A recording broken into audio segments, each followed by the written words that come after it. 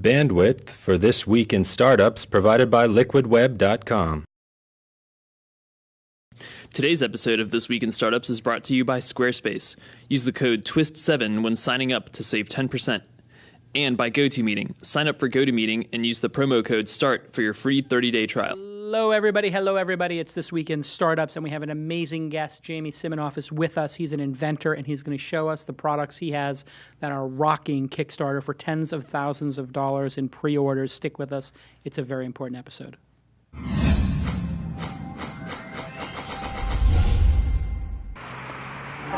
That's what it's all about, man. They said money is the root of all evil. What?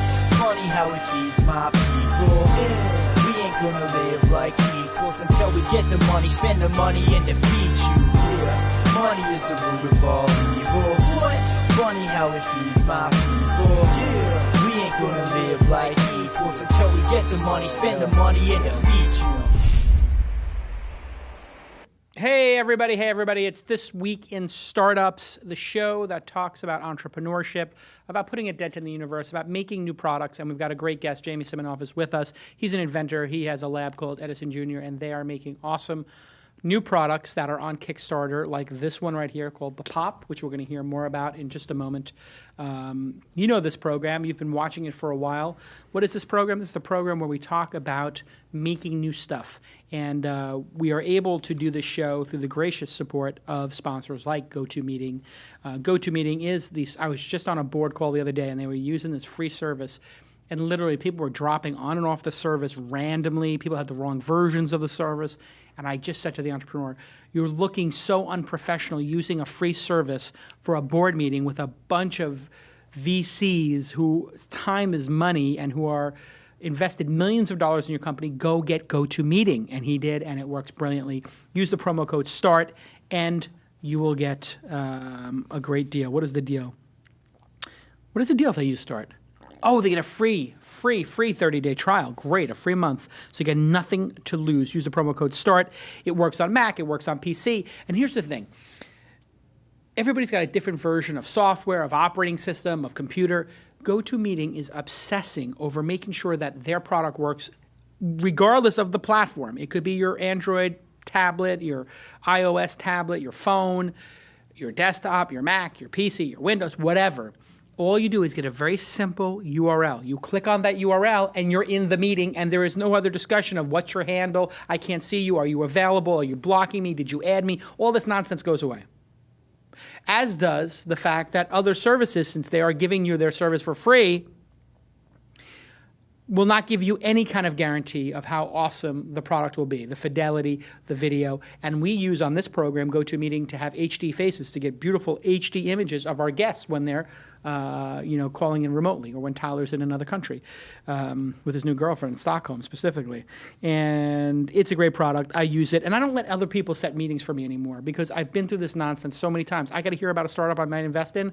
I don't want to be trying to get them on Skype for 15 minutes, and then I got another meeting half an hour later, and then one meeting rolls into the next. Especially when we're doing the launch festival and we have 500 companies applying and we got to look at 200 or 300 companies, we use GoToMeeting. They get the URL, they click the URL, the meeting starts on time, the meeting doesn't crash, the screen sharing works, the audio works, everything just works. Listen to me, people. Get GoToMeeting and thank at GoToMeeting on Twitter and on your Facebook. They've done a great job supporting the program and entrepreneurship for many, many years. Jamie Siminoff, welcome back to the program. Good to see you, Jason. Last time you were on the program, we were talking about, I guess maybe it was Unsubscribe, your last company. Unsubscribe.com, yeah. And before that was Simulscribe. Which became PhoneTag. Which was a great service that a lot of people use. So what's the status of those two businesses? So PhoneTag we sold. Yep. $17 million in 2009. Yep, that was great. And Unsubscribe we sold in November of last year. Did Unsubscribe work? I mean, PhoneTag worked brilliantly. I love that. But Unsubscribe, I used it for a little while, and I was like, I don't know if this is actually working that well. Describe the product and what you learned from that process. So it worked. I mean, we added an unsubscribe button basically, like next to your delete button, so that you could get off of more email, and it worked. We didn't really, it was like we had the company for like 12 months, I think. Yeah. So we hadn't like fully blossomed the idea. Got it. What we sort of realized is that it just, the email space is very difficult. Like, saw Sparrow sold today. Yes, I did. And I bet you the number's really small. Right. To Google, yeah. Yeah. Email's really tough to make money in. Yeah. And People so don't pay for it. It's free. they don't pay for it, and they don't care about it. Yeah.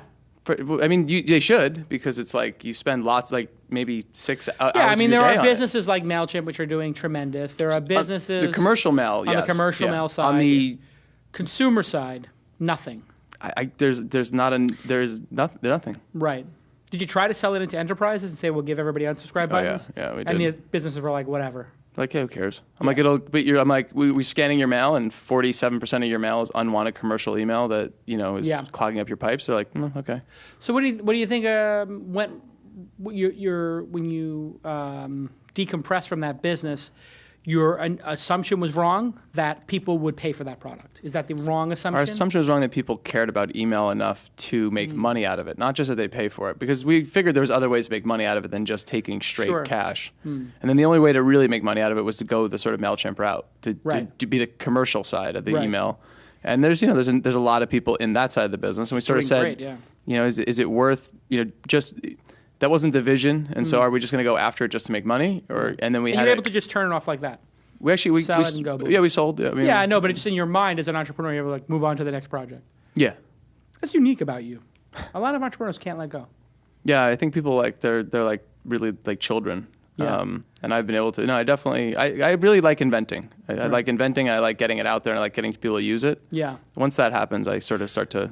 And we were having dinner the other night, or a couple months ago, and you were talking about Kickstarter, and we're both like huge Kickstarter fans, and we follow each other on Kickstarter now that they have that follow function, and we started like investing in the same things. And I told you my little strategy, which became my strategy, which is which is to get all you do is recently added. Yeah. And like $0, you put like $1 in, and you become the first person. They always email you like, "Thank you so much." Right. You make it just feels great, doesn't it? It's awesome. There's something unique about Kickstarter, isn't it? Oh, I think it's what is it? First, it's raw. Like you're talking to the person who's doing something that you never talked to. Like when you buy a battery charger, I'm pretty sure you haven't talked to the CEO or the founder or the inventor of that product. So it's personal and it's unfiltered. Yeah. And you're also like, if you like something, you're making it happen. It's just this whole sort of, it's like a karma thing, like sort of that. It's yeah.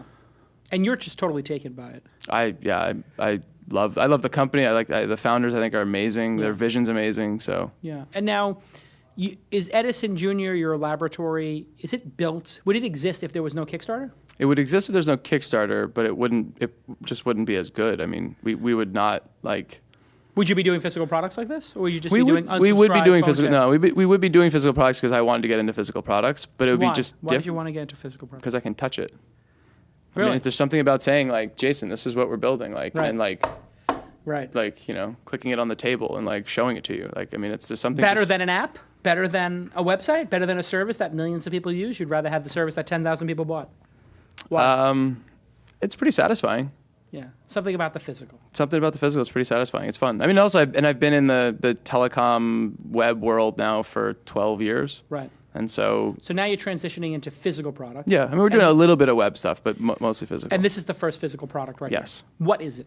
So Pop is a high capacity portable battery charger that has retractable cord reels. So the interesting thing about this is basically that. So the difference is, I'll just start with that, is that what's in the market today are these sort of big batteries that are like this. I have one of those. Yeah. And they're nice, but they're sort of ugly, and you have to have and you have to have the cords for it and everything. This one is particularly nice. It's got 5 different USB outputs. 16,000 milliamp battery. Yeah. Ours is a 25,000 milliamp battery. So and this is iSound. Yeah. And where does this? What does this go for? What does it retail for? That's $149.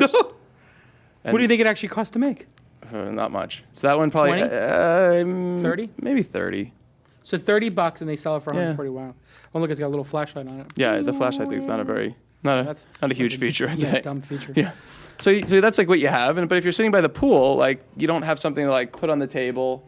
Right. Like, have the cord reels in there, retract them out. The actual production one has both iPhone and micro USB in the same cord, so it actually breaks and opens. Sweet. So that's kind of cool. And so it has 4 of those. It has two USBs below it, and then on the top we're actually building it so you can pull the top off and put on like different things, like a solar panel top, a speakerphone top. Now we'll make those depending on how successful we are. We've already crossed our goal of making the product. I see that on the Kickstarter page, which I have right here. You reached 51,000 already. 400 people backed it. How long did that take?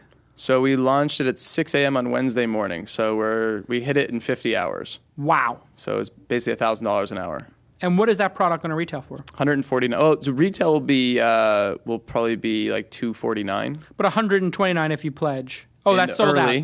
The early. Ah, so that's a new strategy, isn't it? Yeah, there's the early bird strategy. Yeah. So the first 50 backers got it for $129. I see here, but the next ones $149 are going to get it for $149, which is the actual price. And I got to tell you, for people that are out there thinking about doing Kickstarter, I wouldn't do the early bird.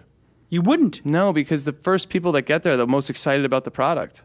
Right. So you're sort of like price sensitive. Yeah, so you're like sort of selling for cheaper to someone who would have bought it anyway. And in the end of the day, I mean, you're trying to. But you see this pop thing landing anywhere. Like you could put it in a conference room, at a regular conference, a launch festival, or anything. It could just be sitting there in a lobby. But it doesn't plug in. It's all battery powered. It's all battery, and you charge it then. Or you can have it on the charger and still. Sure. But the idea is definitely that it's something. And why did you build this? Did you actually have like a moment where you're like, God, I got 7 people at this party and they all need to charge their phones? So we were on vacation, and literally so I was on a Kindle, wife was on an iPad, son was on the iPhone. Everything's dying. Right. And I'm doing like Sherpa back and forth to the hotel room to because there's no plugs there. Right. And I was thinking wow, the hotel should have like something nice, like branded. Right. That I can get at the towel rack, the place or whatever, put it on like the little table right between us, reel out the thing, put it in my iPad, and boom, It'd be like an incredible courtesy. So now you're saying the Mondrian Hotel should buy 10 of them, and the pool boy should run them over to people's tables and get a $20 tip for bringing over a charger. Absolutely. And so we have branded ones. So for $169, you can get your own brand, which we've sold a lot of those already. Oh my And so God. you can have a This Week in Startups one. Or at a bar. A bar could put them right at the bar. Absolutely. It could be vodka-based. Father's office. I mean, all our phones were dying while we're sitting out there. Imagine Father's office, so you just request a battery charger, and they just put it's like a deposit. Right? And what happens right now with bars is you go up there, you have your USB cable with the charger off in your phone. You say, can you put this behind the bar? Yeah, and the bartender's like, oh yeah, it's just what I need. Yeah, exactly. That's I gotta great. make Thank a bunch you. of drinks, and now my tip is based on me charging your goddamn phone. Yeah, which I'm going to spill spill just hand something you on. this and be like, dumbass, go back to your seat. Yeah, exactly. And it's got the brand on it. Yes. And then what we can also do is have someone else's brand on it that gives it. Of course, Budweiser gives it for free to the bar. Of course. Because what's better than because what do you do when you charge is you sit there next to the thing. It's like a little R2D2. Genius idea. So that's the idea. That would never have been built by anybody else. Right? It's not going to exist in the marketplace. No. But it's going to have a little weight to it, right? This is the prototype. This is the prototype. So you're missing. This will be 3.5 pounds produced. Got it. So it's got a little weight. So when I pull on this cable, it's not going to exactly. It's going to have some gravitas to it. Yeah. And you can build that for $150 and still have some kind of a margin. Still have enough margin to do it. Yeah. Now, and it's partly because you're going direct. Because you're going direct. You don't have to. If no you had middleman. to sell it through a store, it would be $259. Yeah, probably $249. Yeah, $249. Yeah, anywhere from $200 to $249. Is that a big part of the revolution right now too with Kickstarter? Is you're cutting out all these middlemen? I think so. Yeah. And then what it does is it lets you treat physical products like web products. Like in a web product, we're able to launch something, right? Continually get feedback and iterate until it gets so big that then it becomes a company, and then it's like just selling, like just block and tackle, like GoToMeeting. Right. Like they just go out there and they sell their product. Yeah, the product is stable. It's great, but rock solid. But it allows you to get to there. Yeah, so much quicker. And without the $300,000. Now, what is this over here? This wax thing over here? Where's the plastic? So this is when we're designing out. What we do is we have a 3D printer in the office. Oh, you bought a 3D printer? Which one? Yeah, the MakerBot. Oh yeah, the MakerBot. It's awesome. The MakerBot is cheap, isn't it not? It's like $1,400, but it's cheap for what it does. Absolutely. So what it let us do is we $1,400, not $14,000. No, $1,400. Yeah, that's ridiculous. And it prints stuff like this. And what it allows you to do is you're like that design's on paper, and then you get to print it out and put it in your hand and say, that would be great. Like that would be like a great design for something. Now, is this going to be? I see this is a different size, and probably because of the MakerBot's footprint, but. Now that you see it in the handheld size, do you envision having one that has a smaller footprint? So we'd love to make different. I think the pop sort of brand could go into a bunch of different things, and we're already starting to and Kickstarter. We're getting. I probably had 200 messages so far from people. Wow. And a lot of them Half were the buyers. and some of them, just like in any web company, are ideas that are just way off base of what you want to go with the product. Yeah. And some of them you're like, oh my god, like that's. Exactly like what we should do with it. That's now genius. So you have a perfect storm: Kickstarter, plus 3D modeling printers, plus consumers who are rabid for consumer electronics equals this massive sweet spot. Yeah. And you picked the massive pain point, which is charging. Yeah. So that means instant win. Yeah, and believe me, we're still nervous that we're not going to get. I mean, right now we're at 51,000. We really would love to get above 100,000, 150,000, and still. Are you going to lose money if it's at 50? At 50, we lose money. Yeah. So at 150, we're like probably But you're counting all the development of the product. Oh, everything. Yeah, no. At 150, we're like not out a dollar. What does this do for angel investing? Definitely changes it. I mean, like and venture investing. Like the Ouya. Have you seen Ouya. Yes. That gaming console? I was actually just with a VC. Android I was with a VC in LA that last night, who said he was late calling someone. The woman who founded it. I don't know her. Do you know you're on the front page of Discover? That's perfect. Yeah. Keep going. That's great. So the person who founded it was actually still looking for VC money. Just talking to this VC. The VC was a little bit late in getting back to her, like hours wise. Yep. And she put it up, and by the time he called her back, I think she had $1 million in. So that changes the things dynamic. Yeah, big time. Yeah. And I think what it does is, I don't think people stop taking in money. I think that it changes the valuations for these types of products, which typically these types of companies basically either struggled to raise money or couldn't raise money. Previously, they were screwed. I mean, if I came to you and said, Jason, I want to build this charger, and I need like $200,000 to get it out, like, and I'd love to have you invest, you'd be like, what are you, crazy? Nuts, yeah. It's like too much risk and not enough upside. But now if we finish this thing at $250,000, now you show that you have a market, you have enough money to produce it. Now you say, maybe I would like to get in on that business because now I can see there's a line there. I can see that, I can see where it's going. Here it is, the Ouya console, 5.2 million, 5.3 million. Their goal was 950. 41,000 backers, and it's basically a console for playing Android games on a TV. Yep. So it's basically and their video was unbelievable. So let's talk about that. What does it take to make a Kickstarter profile work? I mean, obviously the first thing there is a video, and this looks like they spent $10,000 making the video. It's unbelievable. I mean, their video is like so well done. It hits like they really they crushed it. And so we're seeing like our numbers. We're at about 10,000 views of the video, full views, which is like crazy and we're about 400 backers. So I think if we had a better video, I think we'd be double or triple where we are in backers. I think the video quality, the message, everything. I mean, really having like Hollywood level people come in and make the video is what can make the difference for this stuff. Yeah, I mean, this looks like they spent 10 or 15,000 on, but yours did not, and yours still worked. How did you do your video? Did you have an iPhone editor? 4S? Oh, wow. We had a editor. You did have this 3D model of the pop. Yep. Which is nice. Yeah, that helps. I think that's actually, it shows also to people that it looks like we know what we're doing. Yes. And again, I love that you had this little prototype here. Let's talk about the prototype. The big table, one? Yeah. What is that? Yeah, so we went, part of the pop idea is, it's an all-in-one charger, so cords and charging in one. Yeah. And so the Mai Tai Kite event, which I don't know if you've ever heard of that. Bill Tai's Kite event. Bill Tai's Kite event. So we brought that there. It's 150 people on the beach and just literally put it on a barrel, which I bought with Sky. Yep. And we rolled it out there and just left it and wanted to see what people would do. And just, do people sort of need it? Do they like it? Yeah. And I mean, the thing was full of phones all day long. Wow. So that was your proof point. Yeah. And that telling of the story makes it legit. Yeah, and it's also, exactly. It was nice to have you picked something, let's be honest, like it's a phone charger. You picked something basic. That was by design. You have a bigger idea behind this. What is that? Behind Edison Jr.? No, after this product. I would think you picked, correct me if I'm wrong, a contained project to do first. What we did is something that we absolutely 100% could produce. Right. Now, you have a couple of more in the pipeline. Absolutely. So we have a gardening product. Wait. You have a gardening product, but I want you to tell me about it after the commercial break. Okay. So when we come back, you're going to hear about that. So it's a little teaser. I'm trying to be more professional like television. Just try to tease people because the gardening product, I think, is a lot cooler than this, and this is cool. I don't know if you agree. It's cool. It's cool. Hey, listen. If you need a great website, there's only one thing that you need, and that's Squarespace. I've been using Squarespace for a long time. It's a gorgeous, gorgeous platform. And their new Squarespace 6 is out. Version 6 is out. That's right. It's been a long time in the making, but it lets you make beautiful, professional-looking sites that look gorgeous not only on the web, but they look gorgeous mobile. And so here is a gorgeous template for this Ishimoto website. And it's a gorgeous website with great images, etc. And as you can see, I'm scrolling to the right here on my desktop. Wow, that's gorgeous. But the same website on my iPad then puts it vertical, of course. And if I flip my website, if I flip my iPad there, you see now I'm scrolling to the right. Oops, I gotta get my finger off there. And you get the idea. It just works. What a great job they do on all of these sites. Wow, it's beautiful imagery here. And then there's a website here, Front Row. Again, it works on my desktop. Let me pull it up here. Gorgeous on my desktop. And here's their blog.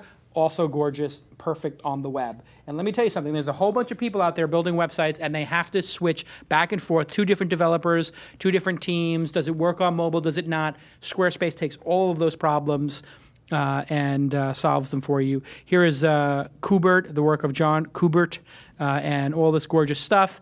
And, of course, again, flows perfectly when you're on your iPad or you're on your desktop. What a great job they do. You're definitely going to want to check it out. Go to Squarespace, and if you use the code TWiST7, TWiST 7, the number 7, you will get 10% off and a free domain name. The service is so affordable, and if you buy a yearly or bi-yearly plan, you get another 20% off. So 20% off if you buy for the year or half year, 10% off if you use TWiST7, and then a free domain name, which is worth $10 or $15.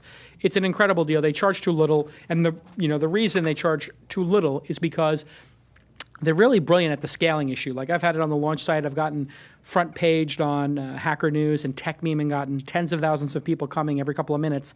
And it stayed stable for the launch.co site. And I was very excited about that because not only do you get this great tool with great publishing, CMS, but it also doesn't crash and it scales beautifully. They do an awesome job. As you guys know, I have my choice in sponsors for the program. I've been lucky enough to have this program become an incredible success. Over 100,000 people tune into every episode, which is just mind-boggling to me. What that means is we provide value to the advertisers. We charge a fair price to the sponsors, and I can pick who's on the program. There was another advertiser who wanted to be on the program in a competing space, and you know what? Their product kind of sucks. And I was like, you know what? Jason says, no, they cannot be a sponsor. I mean, how great is that, James? You get to pick your sponsors. That's good. That's success. That's success for me. And I just love reading the ads for Squarespace because I know that if you use it, you're going to thank me. And I have people come up to me at airports, come up to me at conferences, and they say, oh, Squarespace, Squarespace. I say beautiful website. You say Squarespace. You say Squarespace. I say beautiful website. And we do the whole NLP programming thing. It's a cult. It's a cult of beauty and design. It's perfect. Squarespace is delicious. Yum, yum. Get on it. TWiST7 is the code. Thank you so much. And hey, if you don't need their software right now, you can help me out by saying thank you at Squarespace on your Twitter or Facebook. Okay, so when we left our hero, you were talking about your second project. Yes. Which is a gardening project. Yep. What is it? So this idea came from every place I lived until now, which is a house. I always had like a little patio. And I always wanted to have grass growing on it or something like natural. Yeah, that's and real. super cool when you have like a cool pad with a little grass on the outside. Yeah, but totally. there's no doable way to do it without spending, like if you have a penthouse and people have all sorts of stuff designed, but they're spending probably millions of dollars to get it. Yeah, there's definitely spending like on irrigation systems and plumbing and water, and then they got a maintenance. It's expensive. Yeah, so it's like a real deal. And so, and if you're living in an apartment, you usually travel a lot, stuff like that. So if you have even like pots out there, they usually die. So the idea was I've had this situation. Go ahead, keep going. So the idea was an all-in-one gardening system, snap-together tiles. So we call it Snap Garden. So it's these tiles that are about 2 inches thick. They snap together. We have snapgarden.com, but it's not. If you go to edisonjr.com, you can actually see one image of it. I think we have up. Okay, keep going. And so it's got a water reservoir on. So each tile is it's like a base tile. And then you have a thing that snaps in a cartridge, basically, that has dirt and this special material below it. Mm-hmm. And because of that material, we're able to grow in a very thin thing, about 2 inches. So you can grow like tomatoes and basil and thyme and and grass and all different types of things. It's basically snap together and build a garden outside, and probably be available for indoors also. And that would be appealing to certain people who grow certain things. Sure. If you're into legalized marijuana, you could. It's like the old Tommy Boy thing. You could grow anything on your Snap Garden, Jason. Yes, but I mean, and there was I saw a similar project, except instead of being on a deck and being tiles, it was stacked. Right? Yeah. So there's a vertical garden. Yeah. The vertical garden. There's a bunch of vertical gardening things. Yeah, and I think that I've never heard of the Snap gardening thing. What a great idea. Yeah. So that we're hoping. I mean, if you came to my house, you'd see like tables and my wife is yelling about getting them out. But because gardening, the hard part about gardening is every idea you have or change, you have to test for a few months because you have to grow stuff in it. So the iteration cycle is like months. And so that's actually why products like this are great, because between those months, we can fill it up with doing other things. Right. Because you literally have to sit around and let it grow. Now, crowdfunding is going to be legal for equity. Yeah. Does that change your thinking about this space? Are you prepared to give equity in a project or in Edison? Could I buy for $1,000, a share of Edison and get $1,000 worth of product as well, or something? What's your thoughts on how crowdfunding might impact the creation process? So personally, we're in a lucky position where that's not what we need crowdfunding for. Yeah, you don't need it. You guys are flush, but we need it to prove a product works or not. We don't want people. We definitely don't want people buying shares for small amounts of money. Right. And the whole crowdfunding thing of the crowdfunding startups I think it's gonna be great, but it's gonna be really scary because there's just, as you know, there's just so many people trying to do so many different things, and the failure rate will be enormous. And then people will look at crowdfunding as a scam? Maybe. But the only person who sort of changed my opinion on it was Don Dodge. I think it was actually at the launch conference. Yeah. And he said, if you're going to allow people to gamble, go to Vegas and lose $10,000. Right. But you're not going to let them put $10,000 in a company, legally. It doesn't make any sense. Big, huge disconnect, right? So that actually changed my opinion. At first, I was just totally against it. Now I'm just worried about it. That I just think it's going to sort of create a little bit of havoc. Kickstarter said they would never do it. And I've met the founders of Kickstarter. That? Oh, absolutely, they're the most wholesome, real. Yeah. They're just all about wanting to make sure that design and stuff like that and art really is what is crowdfunded on their site. What's the downside here? It's products are starting to not be delivered or be delivered in a poor fashion. Yep. We haven't seen a ton of stories about that, and Kickstarter doesn't show the product. The Kickstarter specifically hides projects that don't reach. They do two things. One, they don't list your project unless it looks good. Yes. Two, they hide things that don't reach their requirement.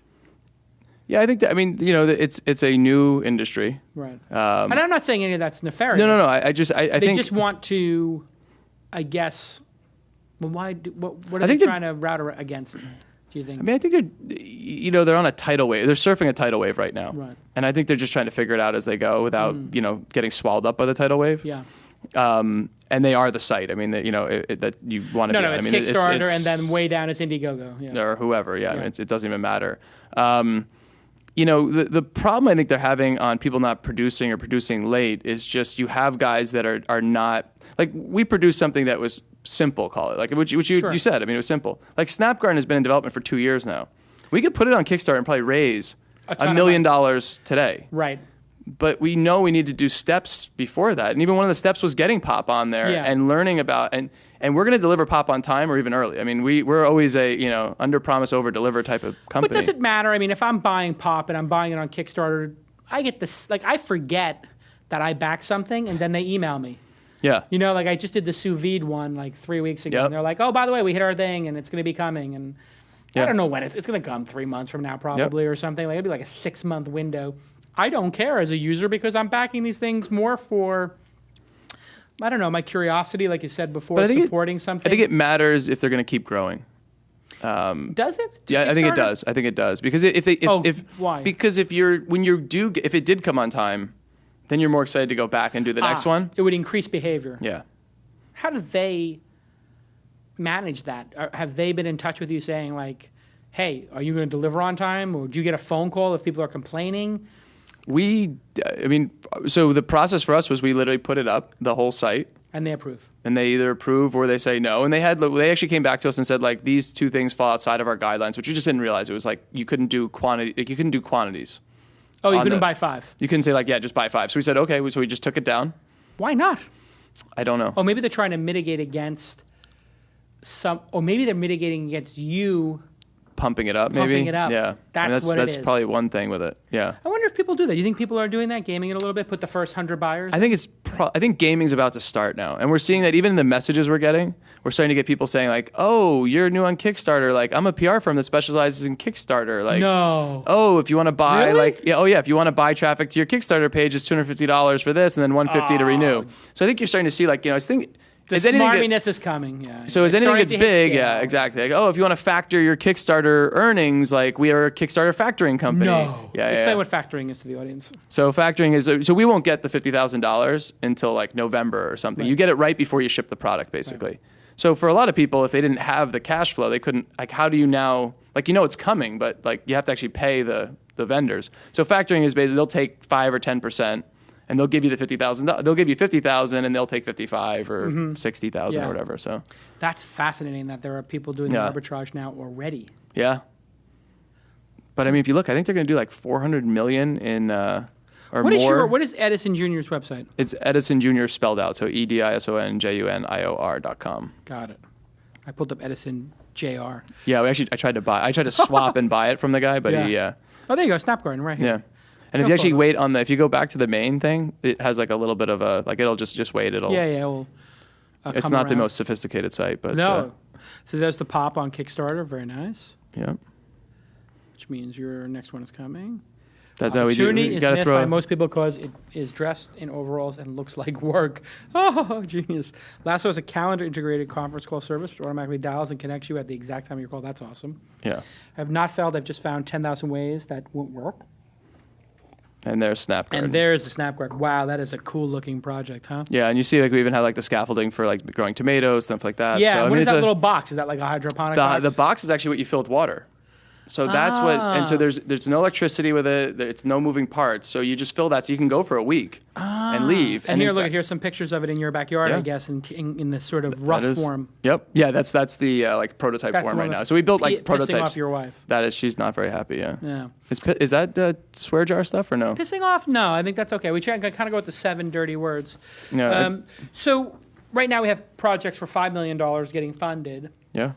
Do you think a day is coming when we will add a 0 to that?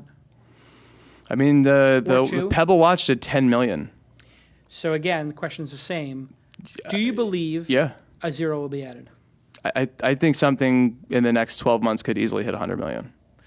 If it hits 100 million, what does that mean for society? What does that mean for entrepreneurship? It definitely changes everything. I mean, it's changing everything. It's probably it changes a lot. I shouldn't say it changes everything because it's always the outliers, and the outliers are not what affects normal people like us. Right. But with outliers at 10 million, normal guys like me are raising 50,000 in 3 days. So that's still significant. The outliers drag the rest Yeah. of the tail, clearly. If a company, though, were to raise $100 million in pre-orders, I mean, there's very few products in the world that make $100 million. Yeah, I mean, not on an individual project. I mean, no. Is it conceivable that a company, the next Apple, could be conceived of and started on Kickstarter? It would make sense that the next Apple is conceived and started on Kickstarter. I'm going to write an editorial. Since you say yes, I'm going to do an editorial in my newsletter. The next Apple will be Edison Jr. maybe on Kickstarter. That's the truth, and I believe that. I mean, I believe this is a revolution that nobody can really understand. Well, because here's again another problem, right? So I go to the dinner we had, and there's 10 great entrepreneurs, and I bring Pop out, and I say like, "What do you think of this?" And everyone's like, "It's so cool." Yeah, you win. And then you go to sell it, and no one buys it. Right. And so what Kickstarter is, I mean, like the rawest form of getting an opinion from someone is having them put their money into something. Yes. So being able to like, sell to like random people around the world. I mean, I'm talking to people from Australia and Spain and Italy, and they're telling me their problems, and like having them actually buy the product, put $149, which is a lot of money. Yeah. Towards us. It's not $1.49 for an app, and it's not $14 for a book. No, it's a real vote. It's not $14 for a web subscription. I mean, it's a So the next Apple, I mean, definitely could come from someone putting something out that no one thought of, just like the iPad. No one had that sort of overall I want somebody to tell me if this is possible. You know, I've been a Blackberry user for over a decade. I love the Blackberry because I love the keyboard. The Blackberry operating system is dead. Stick a fork in it. Yeah. It's been dead for 2 years. It crashes. It's terrible. But Android is on the rise. Yep. Nobody's made a really good Blackberry replacement, medium-sized screen, amazing keyboard. Do you think it'd be possible for me to make an Android-based Blackberry type product with that footprint on Kickstarter? Absolutely. Interesting. Absolutely. I mean, and again, you'd set your goal at $950,000 like Ouya. I mean, you'd make the goal high enough that you could actually produce that if you did it. I mean, and you can do enough to make sure that things are going to work. But yeah. But then you have to get somebody in China to make it. Yeah. Yeah, and that's the other trick is, I mean, with this product, we teamed up with someone who makes these types of things, made sure everything was there. Again, for us, this is our reputation. So if we screw up this first product, we're like screwing up the next 20. What would I need to do that? Because Kickstarter's there, right? Yeah. And I know I'm a good marketing guy. Yep. What would I need? What does a person need to actually make the prototype We'll do of it the with physical you. product? You'll do it. So with that's what John, who's actually out in the green room or whatever out here. I mean, that's what he does. He sits there and I come back from vacation and I'm like, and then the next thing I know, he's sketching in a sketchbook and then he's putting it into SolidWorks and then we have printouts coming, from it. And so, I mean, that's what we what we do. So that's what you consider Edison Jr. Edison Jr. is a design, we call it a design laboratory. Got it. Yeah. So I could partner with you on this project. Exactly. And make what would we call it? Blackberry, raspberry, blueberry, something berry. We'd have to do a Calberry. What's a cowberry? Calacanisberry. Oh, I see. Calaberry. Yeah, that's pretty funny. No, I would want to do an actual type of, what's that, lingonberry? Lingonberry? Lingonberry, yeah. Yeah, it's too hard to say. Yeah. A raspberry would be kind I of see. We should do raspberry because it's something that's only in the U.S. Yeah. Just to give the finger to the Canadians. Or strawberry would be funny too. Strawberry would be good. The strawberry, yeah, that would be good.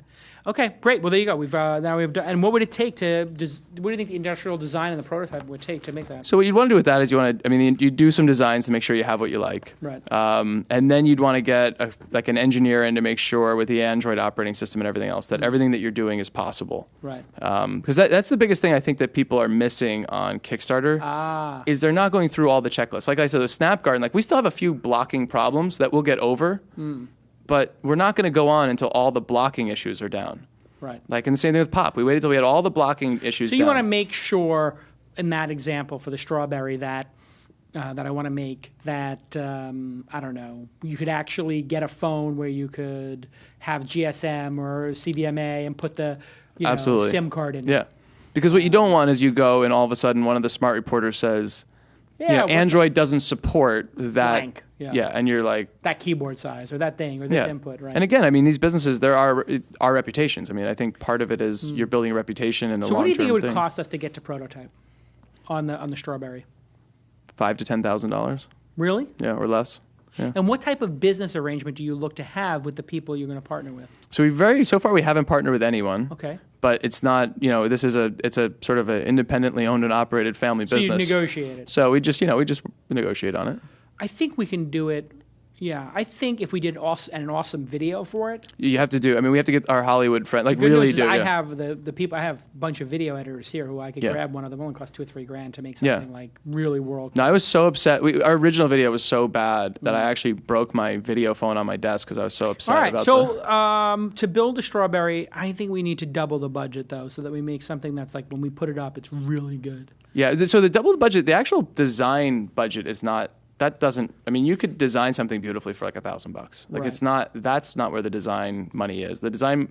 I think it's really going to be more about the video and the photo. and really making sure that that's. But what about making a really thought out process of hiring somebody who is an expert to really build the spec, right? So it's not just a physical prototype, because we know what the physical prototype is. It's an evolved Blackberry, strawberry. Whatever. The spec is actually, again, Android's an open. It's an open operating system, and the spec of it is going to be pretty. I think you probably get a consultant in for a day, right, and they could spec it out. Someone who knows the phones. I mean, so for $1,000 or $2,000. Yeah, so I don't think it's that much. I mean, because what if we wanted to do wildly awesome industrial design and have 4 different models made where we could pick between them and.